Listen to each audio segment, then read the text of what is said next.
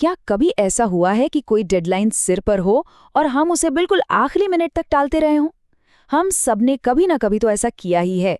तो आज एक बहुत ही सरल कहानी के जरिए इसी चुनौती को समझने की कोशिश करते हैं। ये कहानी है दो रास्तों की, एक जो टालमटोल की तरफ जाता है और दूसरा तैयारी की तरफ। तो चलिए इस चर्चा की शुरुआत एक बड़े ही दिलचस्प सवाल से करते हैं। अक्सर हम यही सोचते हैं कि टालमटोल का उल्टा होता है काम करना, मेहनत करना। पर सोचिए, क्या हो अगर इसका असली उल्टा हो, आज़ादी? मतलब भविष्य के स्ट्रेस और प्रेशर से पूरी तरह से मुक्ति। तो हमारी कहानी के किरदार हैं सोनू और वानी। ये दोनों भाई बहन हैं और इनकी वार्षिक परीक्षाएं यानी एनुअल एग्जाम्स बस आने ही वाले हैं। अब देखिए, दोनों के सामने डेडलाइन तो एक ही है, लेकिन उसे पूरा करने का जो उनका तरीका है ना, उसमें जमीन आसमान का फर्क है। और बस यहीं उनकी सोच का जो फर्क है वो साफ साफ नजर आता है। सोनू का एक ही मंत्र है, अरे बाद में कर लूंगा। वो हर काम को भविष्य पर टाल देता है। वहीं दूसरी तरफ वानी का नजरिया बिल्कुल उल्टा है, मैं इसे अभी करूंगी। वो मानती है कि काम को तुरंत निपटा देना चाहिए। तो सबसे पहले सोनू के रास्ते को समझते हैं। सोनू जो कर रहा है उसे सिर्फ आलस कहना शायद ठीक नहीं होगा। इसे कुछ ऐसे सोचिए, वो अपने भविष्य से समय का कर्ज ले रहा है। आज के आराम के लिए वो अपने कल के समय और एनर्जी को दांव पर लगा रहा है। और जैसा कि हम आगे देखेंगे, इस कर्ज पर जो ब्याज लगता है ना, वो बहुत ज्यादा होता है। ये हम सब ने सुना है ना? टाल-मटोल करने वालों का सबसे पसंदीदा बहाना।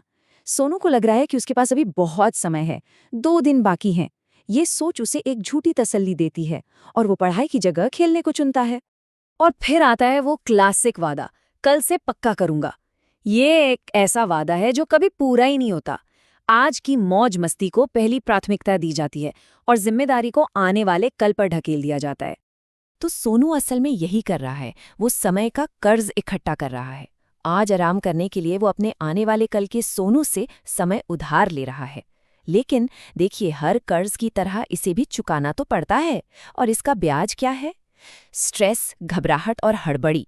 तो चलिए अब दूसरे रास्ते को देखते हैं, यानी वानी का तरीका। अगर सोनू कर्ज बना रहा था, तो वानी एक आश्रय बना रही है, एक शेल्टर। वो अपनी लगातार छोटी छोटी कोशिशों से भविष्य के लिए एक मजबूत सुरक्षा कवच तैयार कर रही है। एक बात पर ध्यान दीजिए, वानी को भी सुहावना मौसम दिख रहा है, उसका भी खेलने का मन कर रहा है। लेकिन यहीं पर वो एक जरूरी फैसला लेती है। वो अपनी जिम्मेदारी को पहले रखती है, क्योंकि वो जानती है कि आज की ये छोटी सी मेहनत उसे कल के बड़े तूफान से बचाएगी। वाणी का तरीका कोई रॉकेट साइंस नहीं है, ये एक बहुत ही सीधी सादी प्रक्रिया है। सबसे पहले काम को समझना, फिर उसे जल्दी शुरू करना, उस पर लगातार मेहनत करते रहना और सबसे जरूरी, उसे डेडलाइन से पहले ही खत्म कर लेना। बस यही है तैयारी का आश्रय।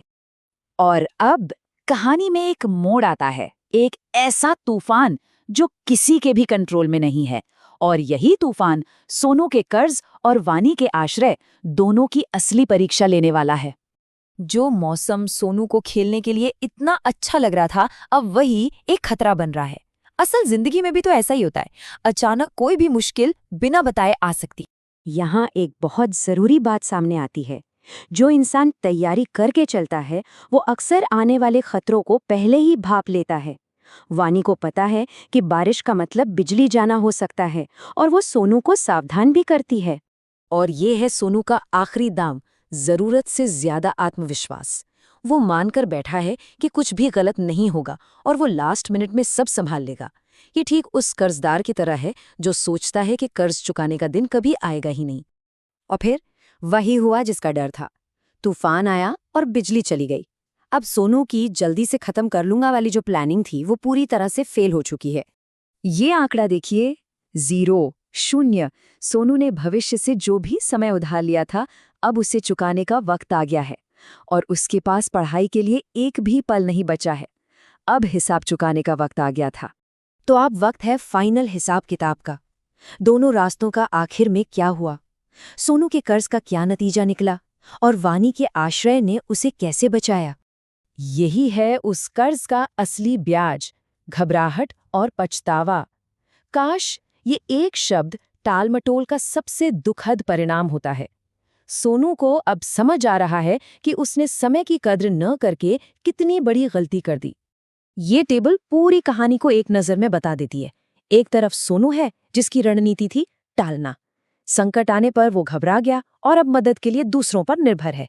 और दूसरी तरफ वानी है जिसकी रणनीति थी तैयारी करना। वो संकट में भी शांत और तैयार है, और अब तो वो दूसरों की मदद करने की हालत में भी है। और यहाँ तैयारी का असली इनाम सामने आता है। ये सिर्फ खुद को बचाने के बारे में नहीं है। जब तैयारी पूरी होती है तो इतनी हिम्मत और इतना समय बच जाता है कि दूसरों की भी मदद की जा सके। वानी का आश्रय इतना मजबूत था कि उसमें सोनू के लिए भी जगह थी। तो इस पूरी कहानी की सीख बहुत सीधी और साफ है। समय का सम्मान करने का मतलब सिर्फ काम खत्म करना नहीं होता। इसका मतलब है भविष्य की चुनौतियों के लिए खुद को तैयार करना, ताकि जब तूफान आए तो घबराहट नहीं बल्कि शांति और आत्मविश्वास हो। तो अब ये सवाल हम सबके लिए है। अगला तूफान, अगली डेडलाइन, वो तो हमेशा आती ही रहेगी। सोचने वाली बात ये है कि हम क्या कर रहे हैं। क्या हम एक कर्ज बना रहे हैं या एक आश्रय?